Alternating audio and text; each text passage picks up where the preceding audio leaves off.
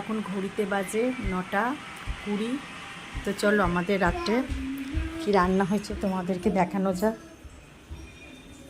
তো আজকে আমাদের রাত্রে রান্না হয়েছে গরম গরম ভাত।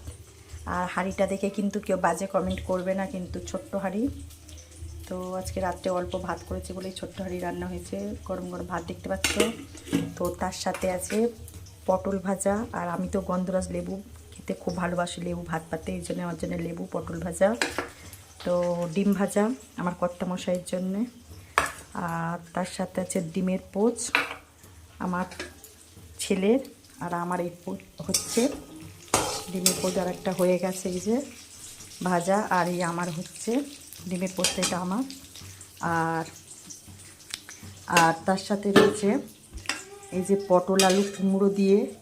আর এটা কিন্তু বাজে কমেন্ট করবে না, সন্ধেবেলা একটু ফুডুলি নিয়ে এসেছিলো, সব ফুডুলি বিকেলে মানে বিকেলে টিফিনে খাওয়ার জন্য সন্ধেবেলা। তো ফুডুলিটা বেশি হয়ে গেছে বলে এই তরকারি দিয়ে দিয়েছি, মানে এই দিয়েই তরকারি করেছি, ঠিক আছে।